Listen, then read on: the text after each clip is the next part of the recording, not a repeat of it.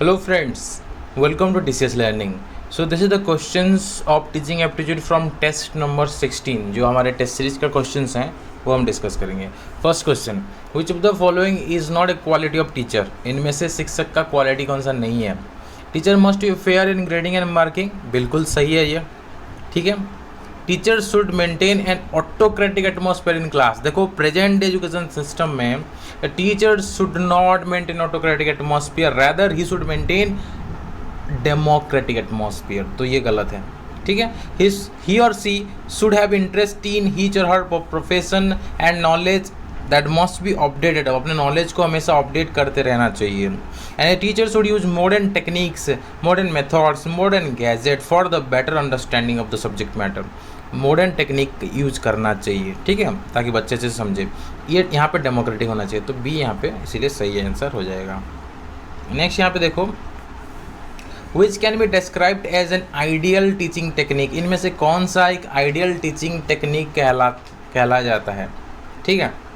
तो encouraging in group discussion for logical thinking, okay, and using props and manipulative to help student understand abstract concept, both A and B, and repetitive drill and rote memorization. इनमें से कौन सा जो है ideal teaching technique है.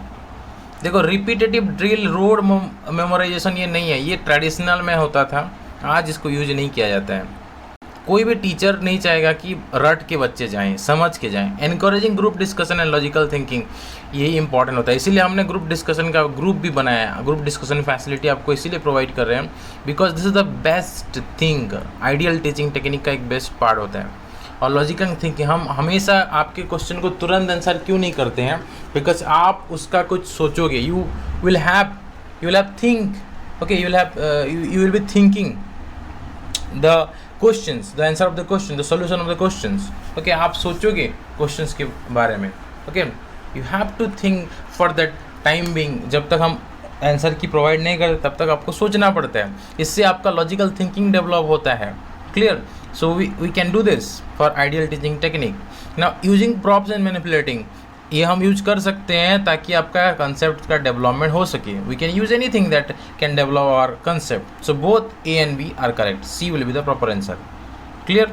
Next question, before starting instruction a teacher should do what. Instruction देने से पहले टीचर को क्या करना चाहिए. Okay, be competent enough to arouse the curiosity of people.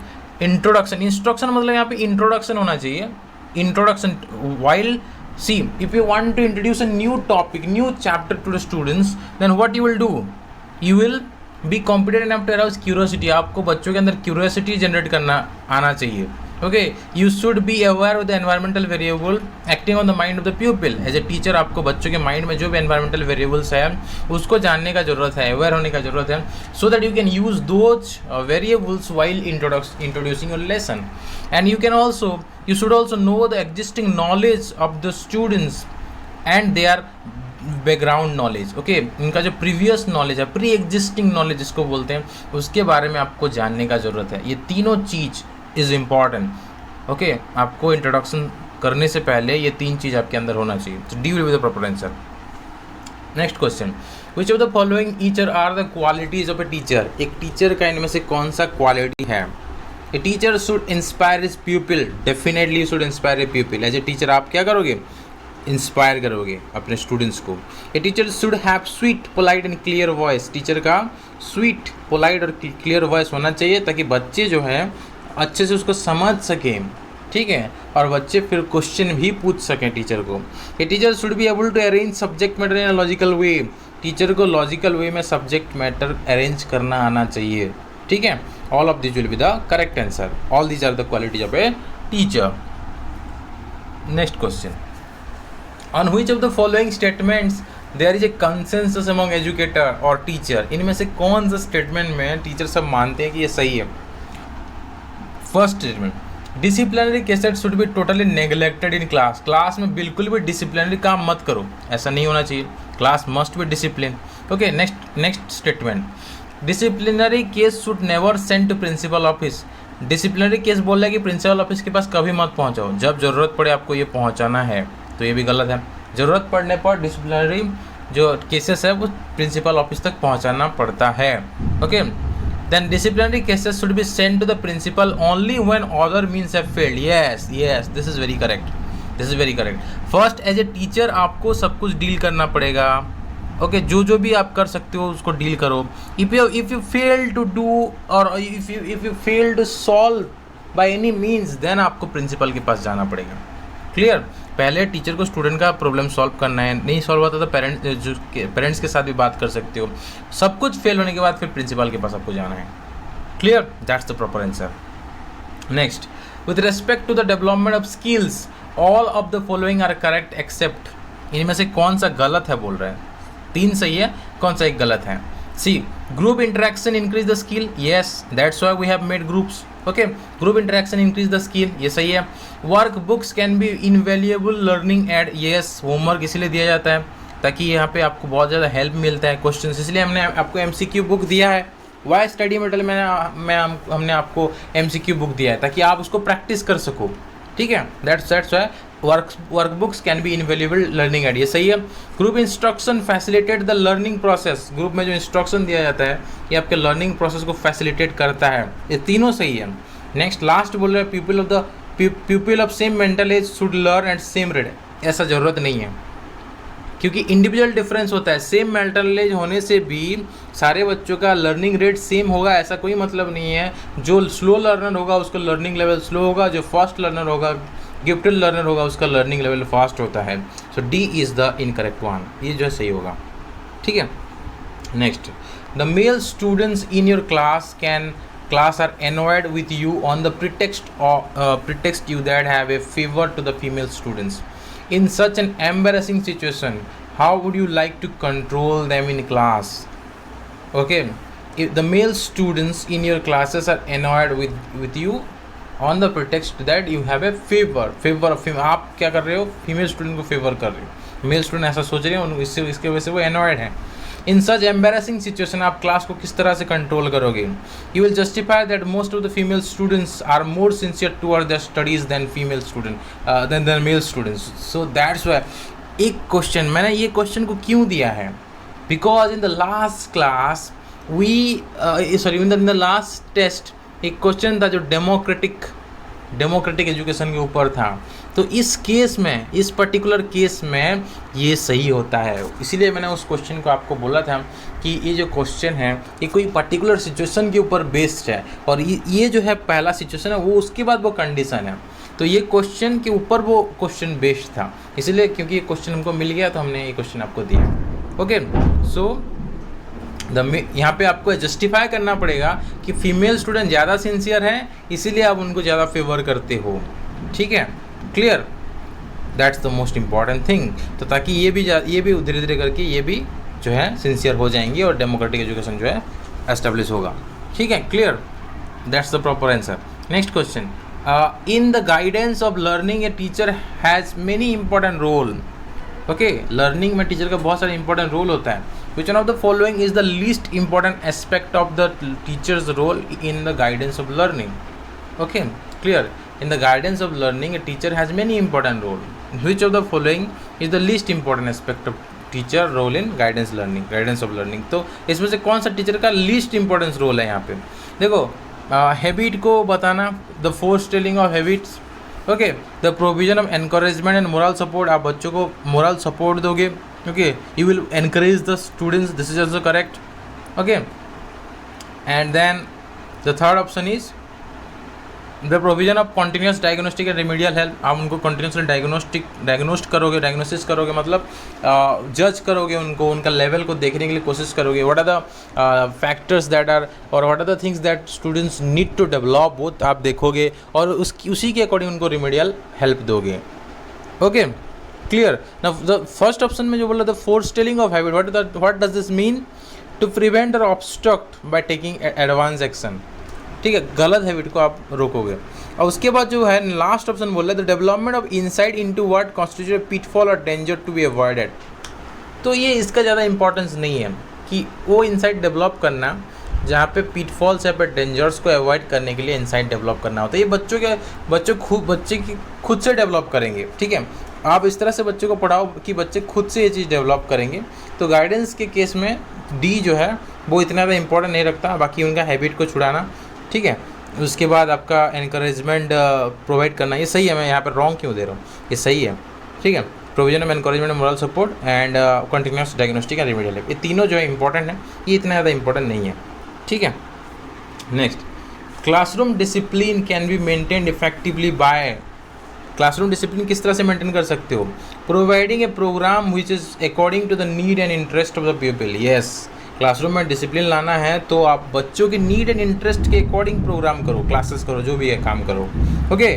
Knowing the cause of indiscipline, इससे कुछ फ़ायदा होने वाला नहीं है, स्टर्न हैंड से संभालने से भी कुछ फ़ायदा नहीं होगा, पनिशमेंट देने से भी कुछ फ़ायदा नहीं होगा। बच्चे जो चाहते हैं according to the need and interest, you have to organise the programme, that will be most important while maintaining the classroom discipline. Next question, why a teacher is called the leader of the class. Teacher is called the leader of the class because he is autocratic empire of the class. Teacher जिस तरह से class को चलाने के लिए चाहते हैं, ठीक है, स्पेशली ट्रेडिशनल टीचिंग मेथड को देखोगे तो उसी के अनुसार क्लास को सब कुछ करना पड़ेगा। टीचर बोलेंगे कि we will read this topic today, topic number 1 today, तो पूरा स्टूडेंट सब कुछ उसी को मानेंगे। टीचर बोलेंगे कि हम इस मेथड को फॉलो करेंगे, एग्जाम में मार्क हमको लाना है तो हम मेथड 1 को फॉलो करेंगे, तो सारे बच्चे मेथड 1 को फॉलो करेंगे क्योंकि तुमको मार्क लाना है, ठीक है। टीचर बोलेंगे कि we have to follow this things, this are the guidelines, तो बच्चे उसको फॉलो करेंगे। Teacher will direct that you should do this things in home, तो बच्चे जाके घर में वही करके लाएंगे। That's why teacher is the leader of the class, because वो उनके अनुसार ऑटोक्रेटिक, मतलब वो जो बोलेंगे वही होगा क्लास में, that's why he is called the leader. तो ये मेनली जो है ट्रेडिशनल टीचिंग मेथड को इंपॉर्टेंस दिया जा रहा है इस यहाँ पे, ठीक है।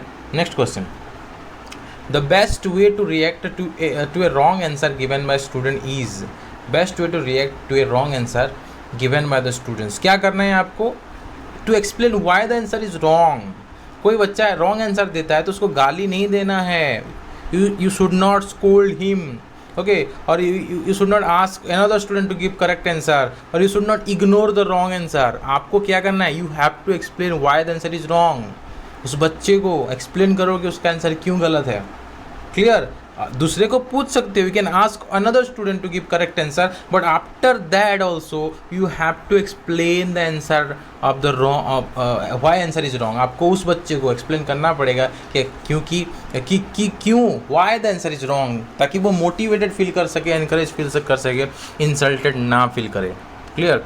Next question, now if students are not able to follow your lecture, what will you do first. अगर बच्चे जो आपके लेक्चर को नहीं समझते तो what you will do, you will make your lecture more easy तो बनाओगे, okay. You will start giving example to them, दोगे, यू विल गिव एग्जाम्पल, आप एग्जाम्पल दोगे। You will try to know the cause and fight the right solution for that. See here the most important thing जो कि मैंने बार बार बोला है कि why teaching aptitude is difficult, because in teaching aptitude you may see that all options is likely correct, आपको सारे ऑप्शंस करेक्ट लगेंगे, लेकिन कौन सा मोस्ट प्रिफर्ड ऑप्शन होगा उसको सिलेक्ट करना है, which one is the most preferred option.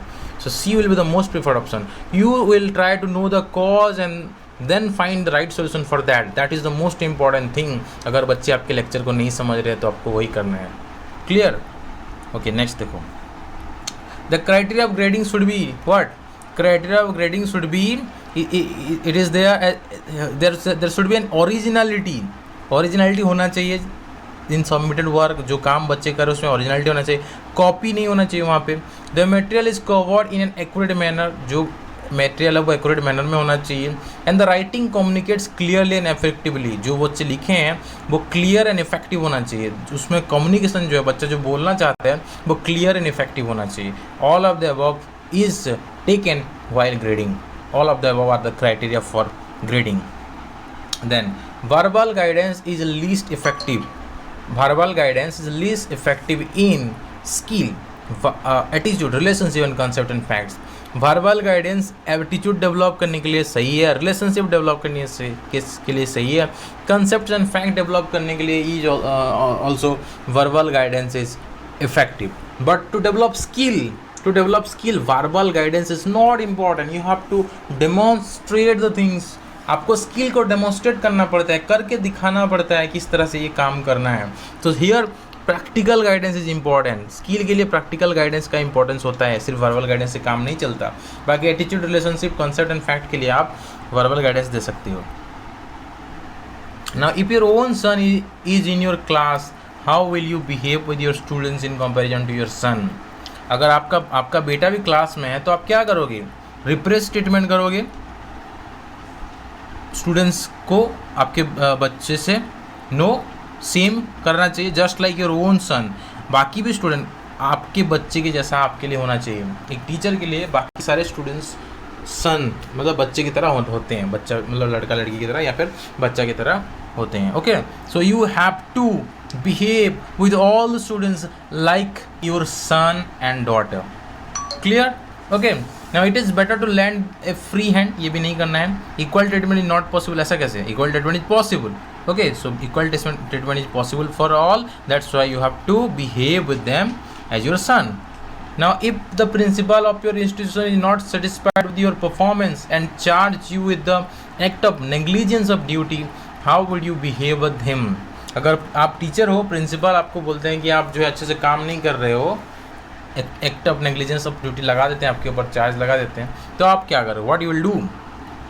You would neglect him? No, neglect नहीं करना है। You would take top stand against the changes, ये भी नहीं करना है। You will keep yourself alert and make his effort unfruitful. वो कोशिश कर रहे हैं कि आप काम नहीं कर रहे हो ये दिखाने के लिए, तो आप क्या करोगे? काम अच्छे से करोगे, अलर्ट रखोगे खुद को और काम अच्छे से करोगे। You will do properly, you will do all your work properly so that his effort will be unfruitful. Okay, clear? That's why C will be the correct answer. You will not take revenge, revenge वगैरह नहीं लेना होता है। Okay, then a teacher can get important place in society if he, teacher को important place society में कैसे मिलेगा? If he is scholar and in power, power में रहने से मिलेगा? No. If he performs his responsibility honestly, आप honestly अपनी रिस्पॉन्सिबिलिटी को निभाओगे तो आपको इम्पॉर्टेंट प्लेस मिलेगा सोसाइटी में। This is the correct answer. You should perform all your responsibility honestly, इससे आपका जो है सोसाइटी में इम्पोर्टेंस बढ़ेगा। Participates in all social activity, खाली पार्टिसिपेट करने से नहीं है, ऑनेस्टली सारे काम सारे रिस्पॉन्सिबिलिटी निभाना है। That's why C B will be the proper answer. Perform the role of an active member of political party, political party power में है उसके साथ कोई, देखो टीचर इम्पार्शियल रहना चाहिए, कोई पर्टिकुलर पॉलिटिकल पार्टी के फेवर में काम नहीं करना चाहिए किसी टीचर को, ठीक है? Clear? That's why answer will be B. Okay, आगे चलते हैं नेक्स्ट क्वेश्चन की तरफ।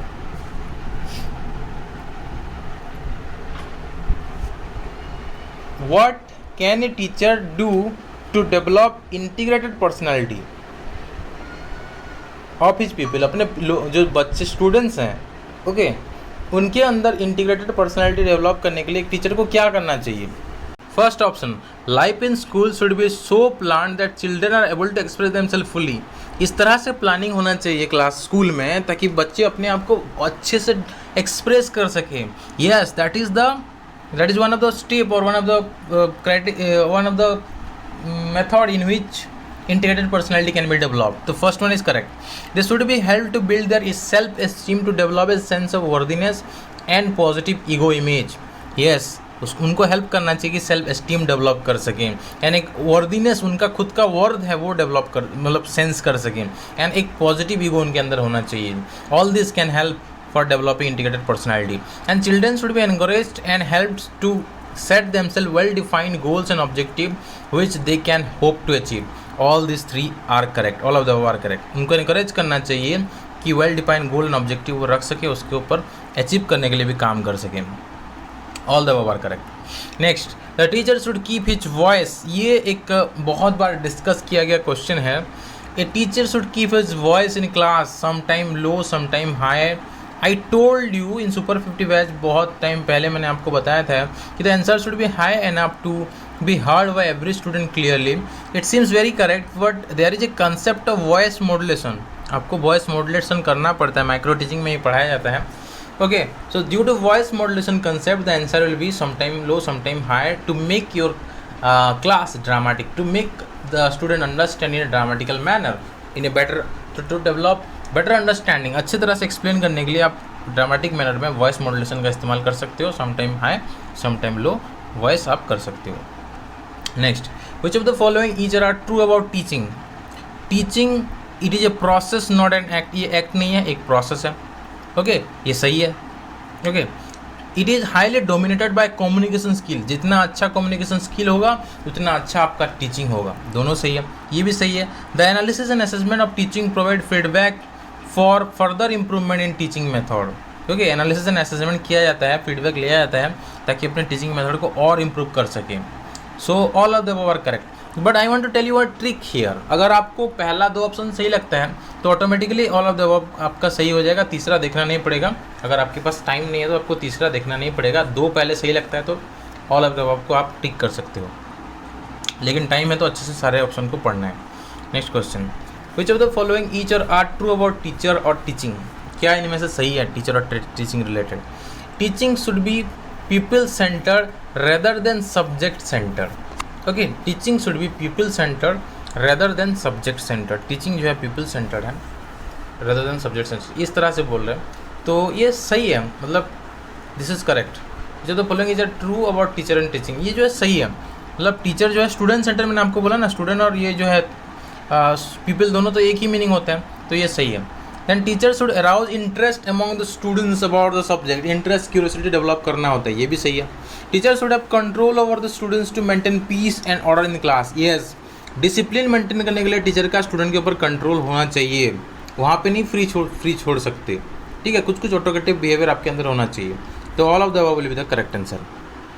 Next question, which characteristics form the following least concern with the teacher? इनमें से कौन सा लीस्ट कंसर्न है? तो effective verbal communication is the most important thing while teaching. Okay, command over the subject is also one of the most important thing, and good rapport with the student is the most important, ये भी one of the most important thing। ये तीनों one of the most important thing for teaching, for a teacher। Okay, but college management से respect लाना ये इतना ज़्यादा important नहीं होता in case of a teacher for classroom teaching. Classroom teaching में ये तीनों इंपॉर्टेंट है, कॉलेज मैनेजमेंट से रेस्पेक्ट जो है ये क्लासरूम टीचिंग में इतना ज़्यादा इंपॉर्टेंट नहीं रखता, लिस्ट कंसर्न है। Next, which of the following statement does not suit a teacher? इसमें से कौन सा टीचर को सूट नहीं करता है? Really interested in students, yes, teacher is really interested in student. Okay, teacher is able to direct and discipline the students, yes, teacher is able to direct and discipline the student. Teacher is reluctant to adopt himself to new situation, no, teacher should be ready, teacher should always be ready to adapt himself to new situation, हमेशा तैयार रहना चाहिए new situation के लिए अपने आप को adopt करने के लिए। और teacher is enthusiastic about the work that teachers do. Okay, जो भी काम करते हैं उसको करने के लिए एंथुसियास्टिक होना चाहिए टीचर, ये तीनों सही है, ये वाला गलत है तो गलत को आपको टिक करना है, C will be the correct answer. Next, who can be a good teacher? इनमें से कौन सही टीचर है? कुछ students do not need to ask questions, जो डाउट आपको नहीं पूछ रहे वो सही टीचर है। या फिर who answer all the question asked by the students, जितने भी क्वेश्चन आपके स्टूडेंट पूछते हैं अगर आप सही से आंसर देते हो सबका तो एक आप अच्छे टीचर हो। भले ही उस दिन आंसर ना दे पाओ बट नेक्स्ट क्लास में आके आंसर देना है आपको सही टीचर होने के लिए ये आपको करना है। जितने भी क्वेश्चन, जिस टाइप के भी question, out of the syllabus question भी अगर बच्चे पूछते हैं तो भी उसको आप आंसर देने का कोशिश करना चाहिए। तो this will be the correct answer. ये तो गलत है, नेवर एनकरेज बोल रहे हैं, ये गलत है। Who always tell his student that from where they can get their answer, मतलब कहाँ पे उनको आंसर मिलेगा ये बता के छोड़ दो, ऐसा भी नहीं करना है, आंसर खुद से देना है टीचर को। Next, a teacher, okay, teachers who are enthusiastic in classroom teaching, जो एंथुसियास्टिक होते हैं क्लासरूम टीचिंग में वो क्या करते हैं? Simply dramatize to hold student attention, खाली ड्रामा करते हैं बच्चे का मतलब अटेंशन लेने के लिए, नहीं।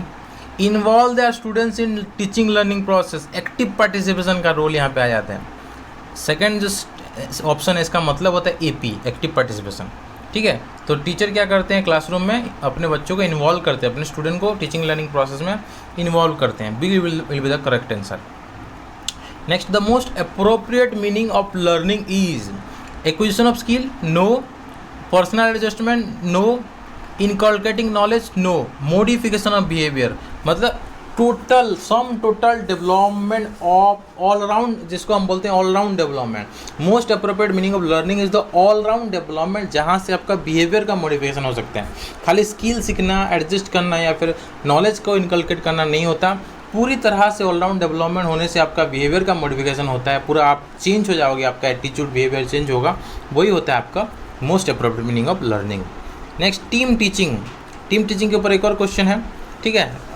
Team teaching has the potential to develop cooperation, तो ये तो सही है, कॉम्पिटिटिव स्पिरिट नहीं होता, ये लगभग सही, थोड़ा बहुत सही है, ठीक है, गलत नहीं है, ये कोऑपरेशन होता है टीम टीचिंग में, कॉम्पिटिटिव स्पिरिट नहीं होता। Highlighting the gap in each other teaching, ये गैप को हाईलाइट नहीं करता है।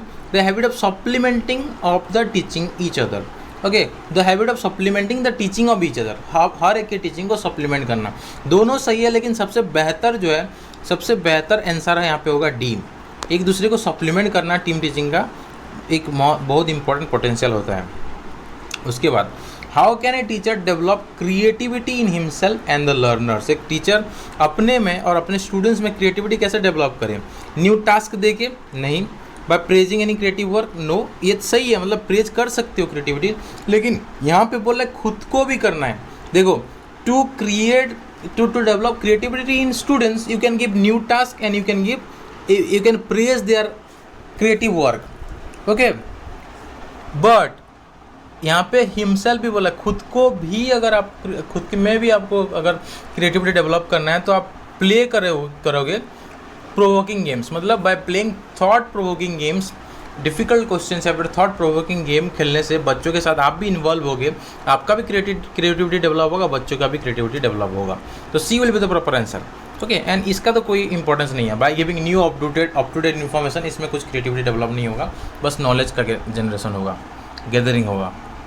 Now, what is the best way for a teacher to resolve the problem, इनमें से बेस्ट वे कौन सा है कि प्रॉब्लम को रिजॉल्व करने के लिए टीचर का? तो यहाँ पे ask for other teachers opinion, no, यहाँ पे प्रॉब्लम रिजल्व करने के लिए बेस्ट वे ये नहीं है, ये वन ऑफ द वे है, it is one of the way, teacher opinion लेना वन ऑफ द वे है। Depends on one one's opinion, किसी दूसरे का ओपिनियन लेना, ये भी पूरा प्रॉपर बेस्ट वे नहीं है, वन ऑफ द ऑप्शन आप बोल सकते हो। प्रिंसिपल का व्यू लेना भी वन ऑफ द ऑप्शन है, लेकिन ये बेस्ट ऑप्शन नहीं है। बेस्ट ऑप्शन कौन सा है? Think on suggestion offered by the students and implement the good one, क्योंकि यहाँ पे स्टूडेंट सेंटर एजुकेशन है, हमारा present day education system is student centre education system. That's why जो बच्चे सजेस्ट करते हैं हमको, क्योंकि बच्चों के ऊपर ये हम इंपॉर्टेंस देते हैं, तो what ever is suggested by children, उसके ऊपर हमको देखना है और उनमें से जो सही होगा उसको इम्प्लीमेंट करना है। क्लियर? स्टूडेंट सेंट्रिक इसको एजुकेशन बोलते हैं। तो that's why D will be the proper answer. Next question, how would you make your student independent, आप अपने स्टूडेंट्स को इंडिपेंडेंट किस तरह से बनाओगे? इग्नोरिंग पेटी फाइट्स, छोटा मोटा झगड़ा को इग्नोर करोगे? नहीं, इग्नोर नहीं करना है कोई झगड़ा को, डिसिप्लिन मेंटेन करना है। Solving their problem for them, उनका प्रॉब्लम सॉल्व करा दोगे तो वो इंडिपेंडेंट हो जाएंगे क्या? नहीं, आपके ऊपर डिपेंडेंट हो जाएंगे। अगर आप उनके सारे प्रॉब्लम आप खुद सॉल्व कर दोगे तो वो बच्चे आपके ऊपर डिपेंडेंट हो जाएंगे। तो आपको इंडिपेंडेंट बनाने के लिए क्या करना है? गिव रेस्पॉन्सिबिलिटी टू एवरीवन, हर एक बच्चे को रेस्पॉन्सिबिलिटी दो ताकि वो इंडिपेंडेंट बने। तो this is the proper answer. Give order and giving orders and expecting obedience, ये नहीं होगा। ऑर्डर वगैरह देने से रेस्पॉन्सिबल या फिर इंडिपेंडेंट नहीं बनेंगे। उनको रेस्पॉन्सिबिलिटी दोगे तो वो क्या बनेंगे? इंडिपेंडेंट बनेंगे। So these are the 30 important questions of teaching aptitude for from this test number 16। ऐसे सारे टॉपिक हम डिस्कस करेंगे। फिर मिलते हैं अगले वीडियो पे। Thank you.